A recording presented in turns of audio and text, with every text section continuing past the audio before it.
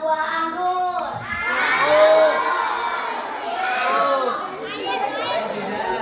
Buah anggur.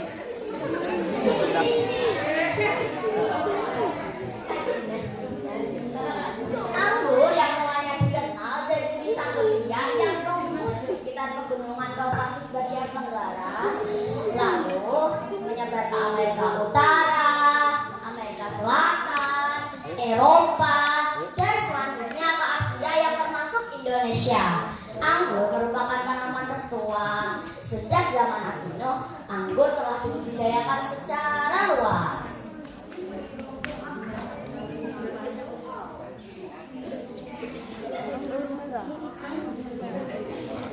Jenis anggur ada 3. Yang pertama anggur hitam, yang kedua anggur merah, dan yang ketiga anggur hijau.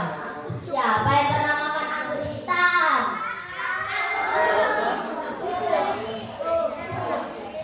Siapa yang pernah makan anggur merah? Siapa yang pernah makan anggur hijau? Sifat botani. Tanaman anggur merupakan tanaman tropis bertipe iklim kering dan bersifat tahunan. Tanamannya kecil, langsing, namun batangnya keras dan hidup hingga puluhan tahun.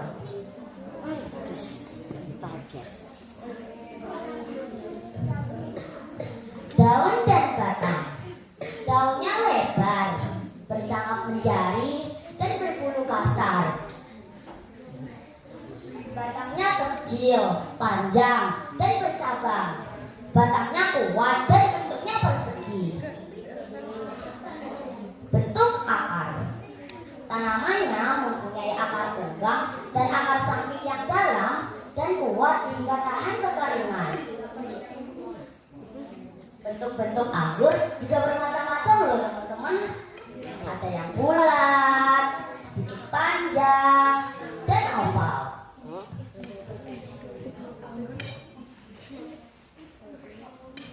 Manfaat anggur juga banyak.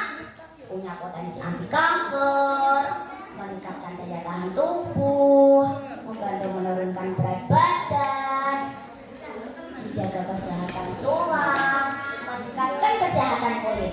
Siapa yang mau kulitnya mulus? Banyak-banyak makan anggur ya. Teman-teman tahu nggak? Di samping banyaknya manfaat buah anggur, ternyata buah anggur yang termasuk ke dalam keluarga fitaceae ini juga termasuk buah istimewa dalam Al-Quran. Dalam Al-Quran, anggur disebutkan 14 kali. Salah satunya di surat An-Nahl. Allah berfirman yang artinya, dan aku menumbuhkan bagi kamu dengan air hujan itu tanam-tanam zaitun, kurma, anggur, dan segala macam buah-buahan. Sebenarnya pada yang demikian itu ada tanda kekuasaan Allah bagi kaum yang melihat. Quran surat An-Nahl ayat 11.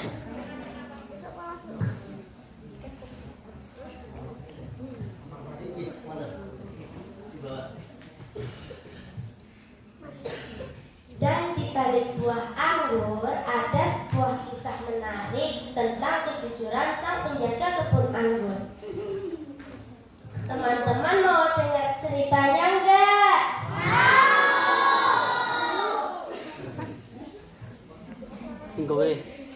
Di kota Al-Marwah Mekah terdapat seorang bernama Nuh bin Maryam. Ia adalah kepala negara dan sekaligus jaksa agung di kota tersebut. Selain sebagai seorang pejabat, ia juga dikenal sebagai orang yang kaya harta dan memiliki budak sebagai pesuruhnya. Salah satunya bernama Abdullah bin Mubarak.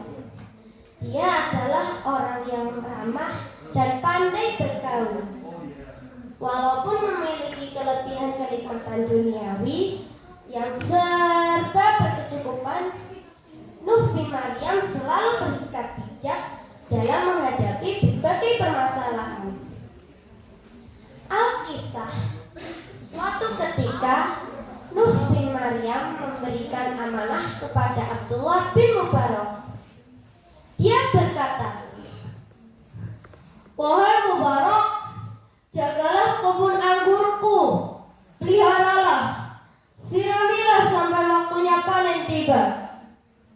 Selanjutnya, Mubarak pun bermukim di kebun anggur sang majikan dan memeliharanya.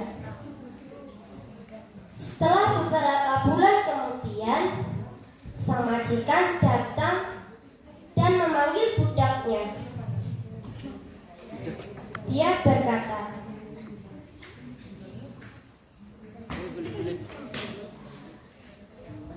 "Wahai Mubarak, ambilkan aku setangkai anggur. Aku ingin sekali mencicipi anggur hasil pemeliharaanmu."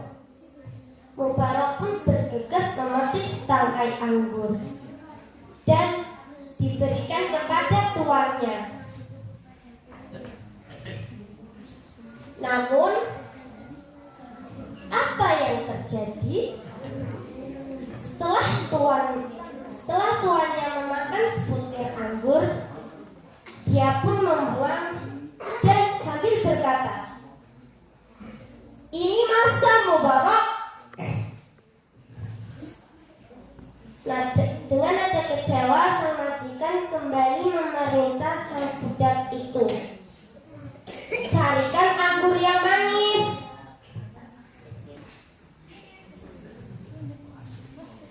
Mubarak pun mengambilkan anggur dan diberikan kepada tuannya. "Ini juga masam, carikan yang manis."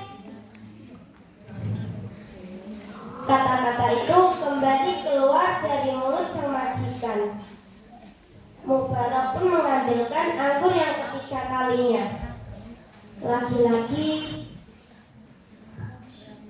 Lagi-lagi wajah majikannya menandakan raut muka kecewa setelah memakannya.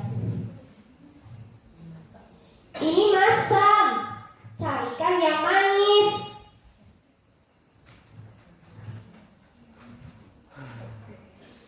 Akhirnya majikannya marah dan berkata, "Kau tidak bisa membedakannya mana anggur yang manis dan masam." Lalu Mubarak pun berkata, "Wahai tuanku, aku tidak bisa membedakannya, Tuhan, sebab aku tidak pernah mencicipinya." Mendengar jawaban itu, alangkah herannya sang majikan. Dia berkata, "Kau tidak pernah mencicipinya, padahal kau sudah sekian lama aku tugaskan untuk menjaga kebun ini." "Iya Tuan, engkau hanya menugaskan aku untuk menjaganya, bukan untuk mencicipinya. Karenanya aku tidak berani, walaupun satu buah," jawab Mubarak. Nuh bin Maryam akhirnya tidak jadi marah. Persoalan tidak mendapatkan anggur yang manis terlupakan begitu saja. Dia berdiam sejenak dengan penuh kekaguman atas sikap kejujuran sang penjaga kebunnya. Belum pernah dia mendapati seorang yang lebih jujur dan memegang amanah melebihi budak di hadapannya ini. Akhirnya Mubarak dimerdekakan dan diberikan harta yang bercukupan untuk bekal kehidupannya. Abdullah bin Mubarak kini dikenal sebagai ahli fikih dan hadis. Jadi teman-teman, dari kisah Abdullah bin Mubarak sang penjaga kebun anggur tadi, kita bisa belajar banyak hal tentang Islam yang sangat menekankan kejujuran dan melarang keras kebohongan. Banyak ayat Al-Quran dan hadis Rasulullah SAW yang sangat menegaskan hal tersebut. Salah satunya adalah surat Quran Surat At-Taubah ayat 119. Allah Subhanahu wa Ta'ala berfirman, wahai orang-orang yang beriman, bertakwalah kamu kepada Allah dan bersamalah kamu dengan orang-orang yang jujur atau jujur. Quran Surat At-Taubah ayat 119.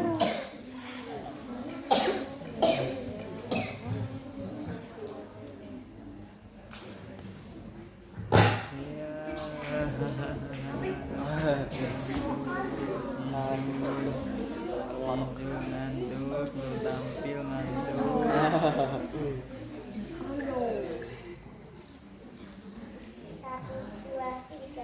Teman-teman, ikutin ya. Tangan kanan ke atas, siap, siap. Tangan kiri ke atas, siap, siap. Tepukan dada. Datang ke sini dengan semangat tinggi, siap untuk mengikuti kegiatan di sini. Kami ini Roh Anggur,